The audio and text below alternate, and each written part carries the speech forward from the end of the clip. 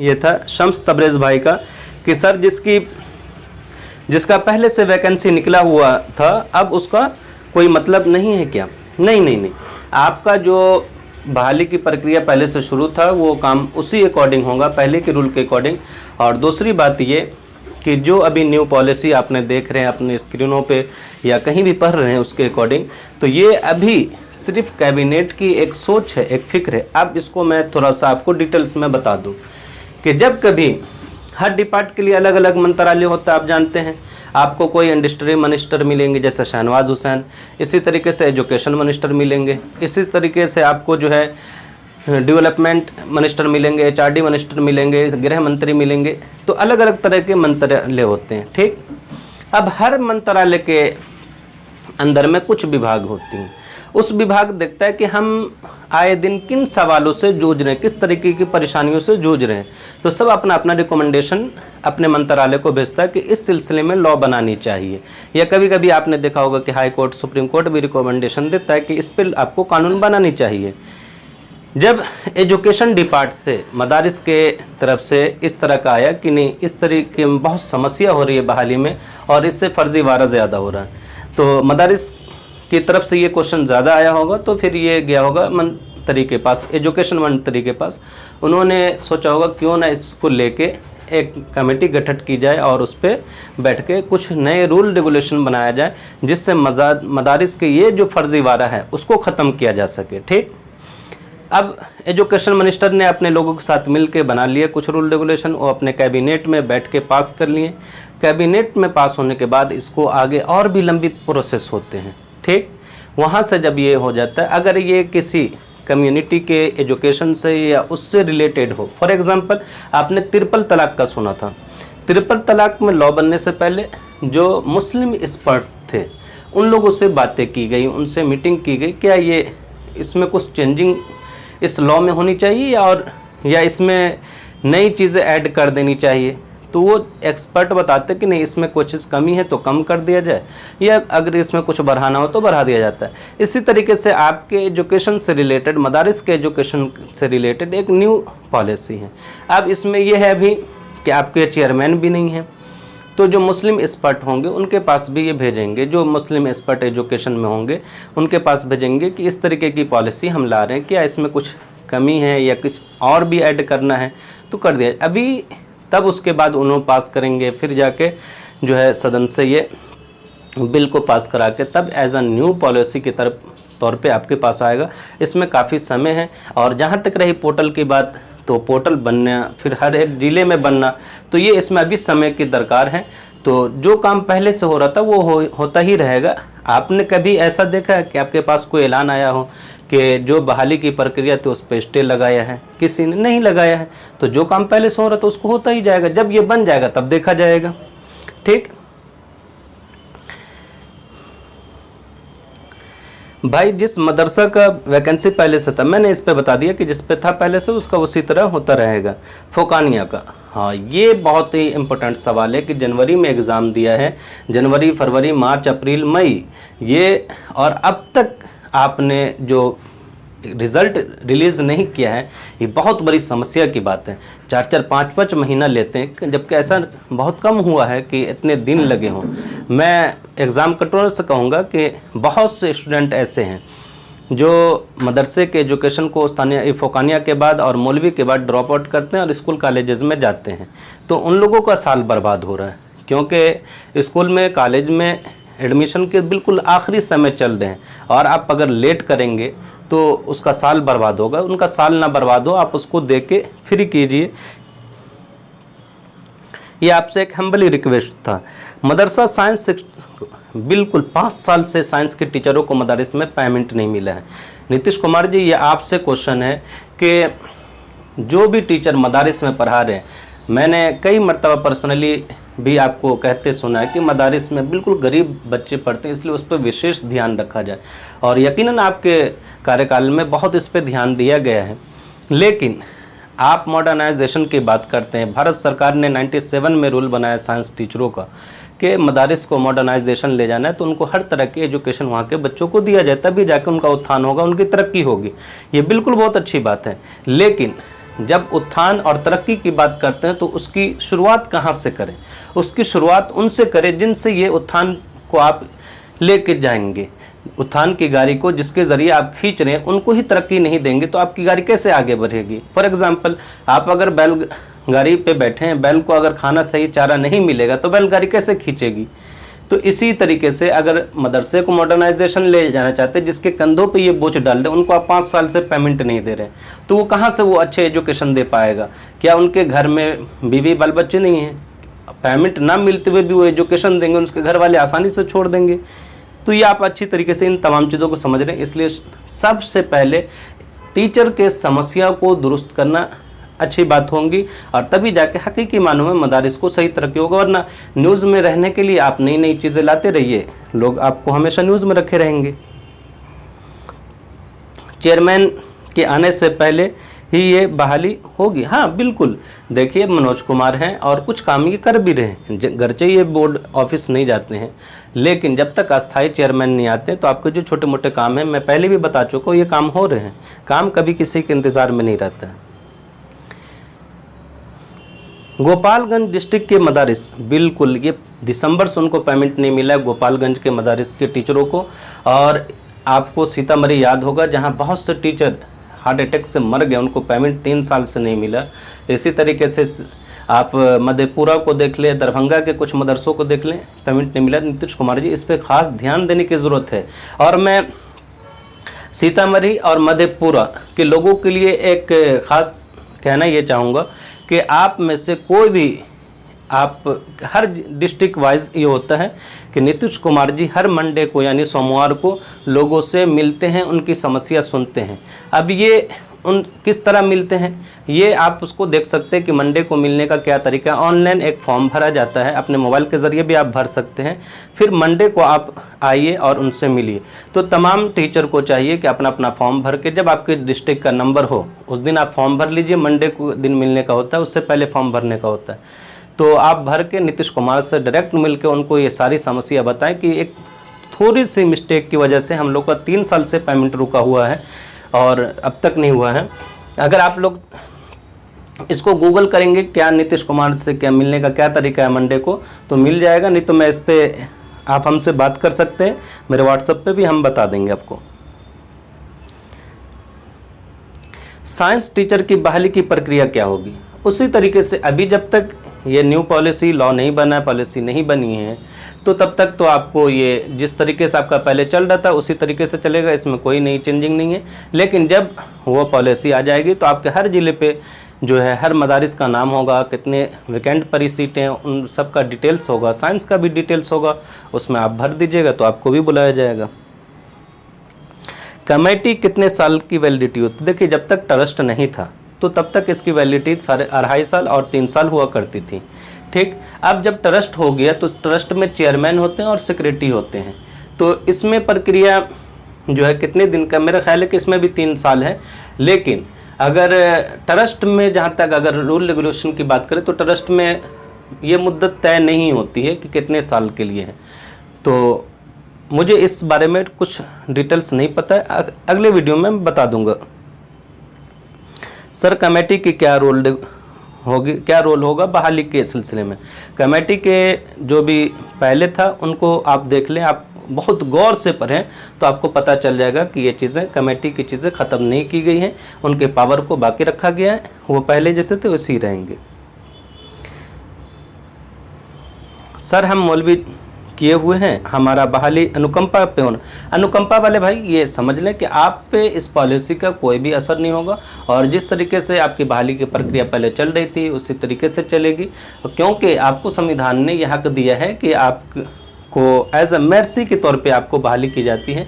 तो आपका जो ग्रुप तय किया गया है 4th और 3rd, इन दोनों पे आप एज आसानी से बहाल हो सकते हैं और आपके लिए न्यू पॉलिसी आ जाए तब भी और ना हो तब भी कोई असर नहीं, आपकी बहाली एज जैसे पहले चल रहा था वैसे चलेंगे। सर, जदीद मौलवी, हाँ जदीद मौलवी क्योंकि आलिम के बराबर समझा जाता है तो आपको इस रूल बनने के बाद भी वही आपको दर्जा रखा जाएगा, उसमें भी कोई ख़त्म नहीं किया गया है। सर, अभी यहाँ नए कानून लेकर आए हैं जो टीटी और टीईटी पास करने वालों को बहाल किया जाएगा। मैं इस पे बहुत डिटेल्स में ही बात करने जा रहा हूँ और बताऊँगा कि ये क्या है। और साथ ही साथ मैं ऐलान एक ये है कि मौलाना मजलू करवी फ़ारसी यूनिवर्सिटी का ऐलान है, और ये ऐलान है कि आलिम और फाजिल के जो है फॉर्म भरे जा रहे हैं, जिन लोग भी भरना चाहते हैं वो भर लें। तो चलिए मैं आपको अब डिटेल्स वीडियो शुरू करने जा रहा हूँ कि क्या प्रक्रिया है और क्यों में हरकंप है। वो ये है कि हेड मौलवी के पद पर प्रोन्नति के लिए सीधी भर्ती नहीं होगी, योग्यता व शिक्षण अनुभव की अनिवार्यता होगी। ये पहले भी था कि आप किसी भी मदरसे में हेड मौलवी डायरेक्ट नहीं बन पाते थे, आपको 5 साल का तजर्बा होना पहले भी शर्त था। और अगर 5 साल का तजर्बा आपके अंदर है, यानी 5 साल का तजर्बा क्या कि आप प्राइवेट में पढ़ाए हो नहीं, बल्कि किसी सरकारी मदरसे ही में पढ़ाए हों, और उस मदरसे का आपको जब भी जाते थे प्रिंसिपल बनने के लिए तो आपको सबसे पहले आपका पेमेंट का स्लिप मांगता था कि अगर आप सरकारी शिक्षक हैं तो पेमेंट का स्लिप दिखाइए। पेमेंट का स्लिप देखने के बाद वो आपको आगे देते थे, और 5 साल का पेमेंट स्लिप आपसे जमा लेता था। तो ये अभी भी है, नई चीज़ें नहीं है इसमें।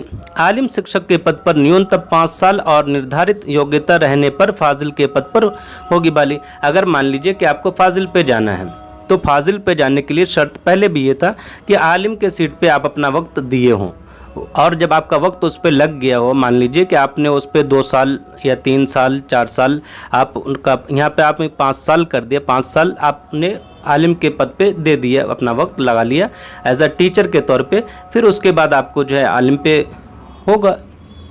तो ये प्रोग्रेसिव एक कह सकते हैं। मौलवी सहायक के पद पर न्यूनतम 4 साल। अगर आप मौलवी सहायक पे हैं और आलिम पे जाना चाहते हैं तो उसके लिए आपको आलिम का योग्यता होनी चाहिए।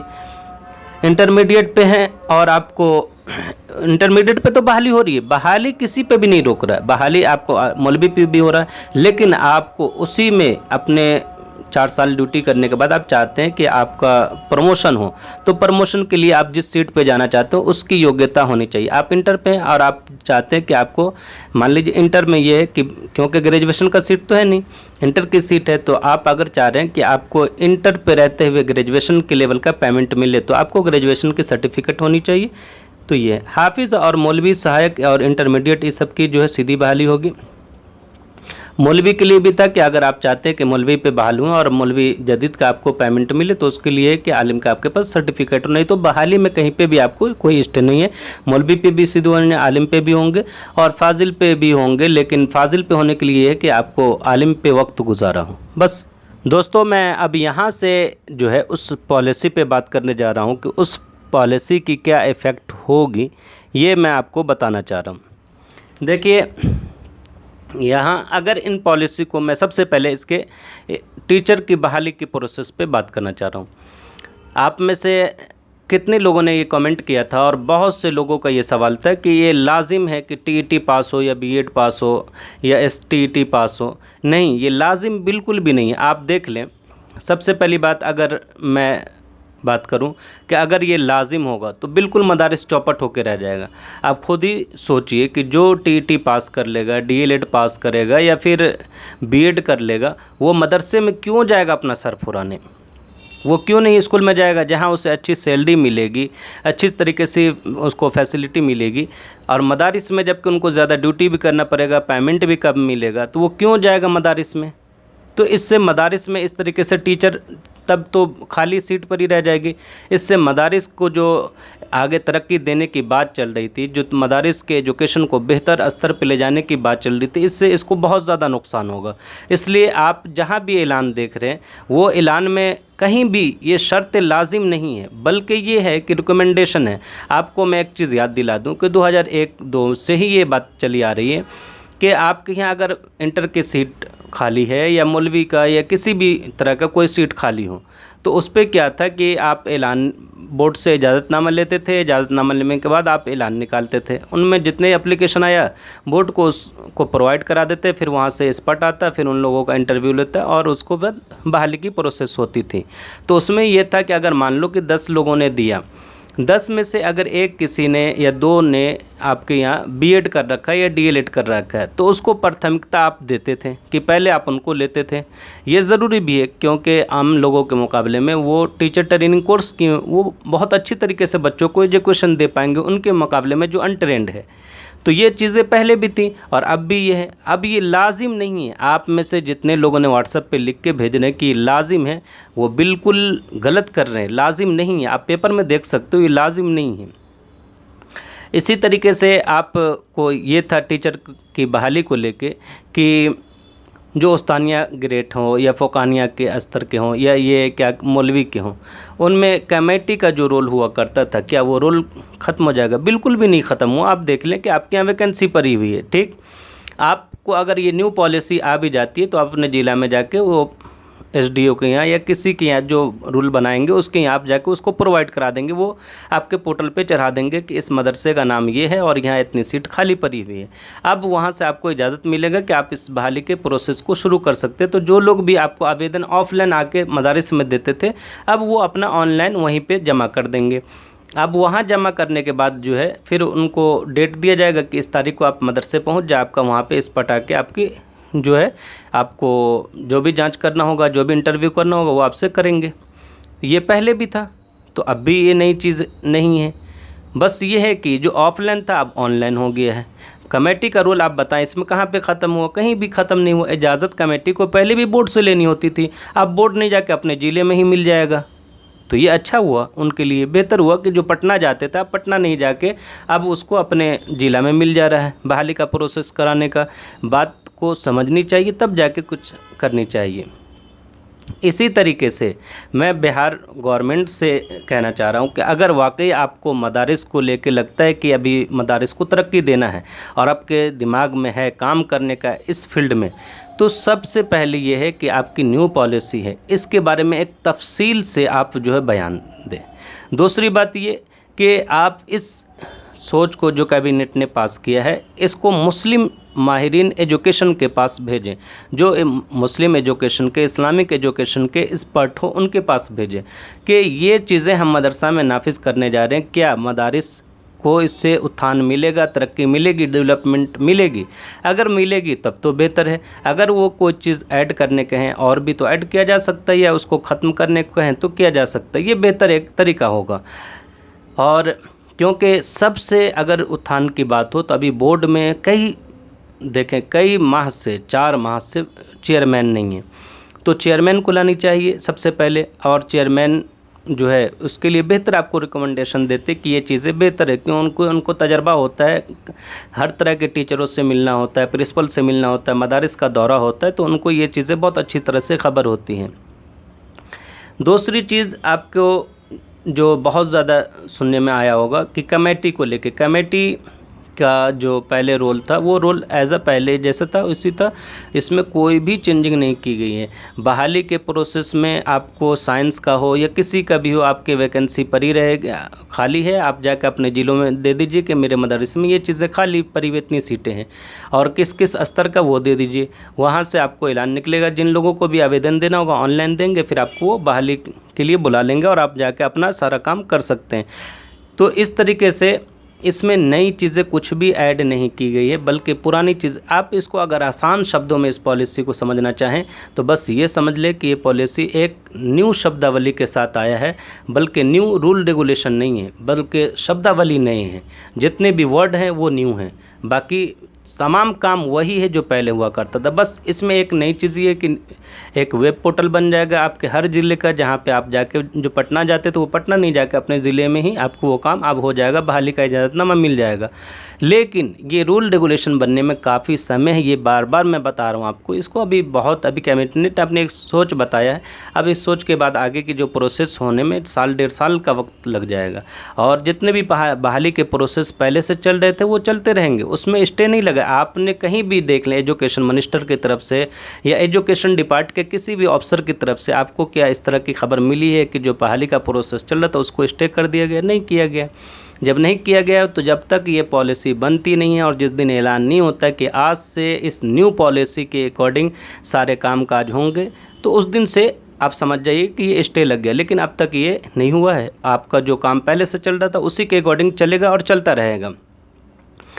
इसलिए जितने लोग भी सवाल कर रहे हैं, पहले आप इसको अच्छे से समझ लें। और व्हाट्सएप पे जो आपको आ रहा है, बहुत से लोगों ने अपनी तरफ से लिख दिया है कि ये लाजिम है और हर हाल में आपको टीटी पास होना, नहीं, ये लाजिम नहीं है। इससे मदारिस तो बिल्कुल ठप होकर रह जाएगा। अगर सरकार भी ये चीज़ें जान रही है, आप क्या सोच रहे, सरकार नहीं समझ रही? सरकार अच्छी तरह समझ रही है कि जो टीटी कर लेगा, जो बीएड पास हो जाएंगे, वो क्यों जाएंगे स्कूल में, मदारिस में? वो स्कूल में क्यों नहीं आएंगे, कॉलेज में क्यों नहीं आएंगे, आपके यहाँ क्यों जाएंगे सरफराने के लिए? वो अच्छी तरह समझ रहे हैं। दूसरी बात ये कि अगर ये चीज़ें सरकार लाजिम करती तो सरकार को ये अच्छी तरीके से ये खबर है कि जितने भी मदारिस में सीट होती हैं, मान लो अगर मैं उस्तानिया की बात करूँ, 6 सीटें होती हैं। 6 सीट में आप देख लें कि 5 सीट तो सिर्फ इस्लामिक एजुकेशन के होते हैं। किसी को हदीस पढ़ाना होता है, कुरान पढ़ाना होता है और इसी तरीके से फ़िक़्ह पढ़ाना होता है, तो इसके माहिरीन होते हैं। अब जो इनके माहिरीन हैं, अब उनकी हालत को देख लें। 2000 रुपये उनके वालिद कमाते थे या ख़ुद वो कमाते हैं। अब वो डीएलएड या बीएड कहाँ से कर पाएंगे जो 2 लाख रुपए लगता है? आप बात समझ रहे? 2 लाख में वो कहाँ से कर पाएंगे? कभी नहीं कर पाएंगे, मुमकिन ही नहीं। अगर वो 2 लाख रुपए खर्च करने की उनके अंदर बिसात होती तो वो क्यों नहीं स्कूल का एजुकेशन प्राप्त करते, क्यों मदारिस में आते फ्री एजुकेशन लेने के लिए?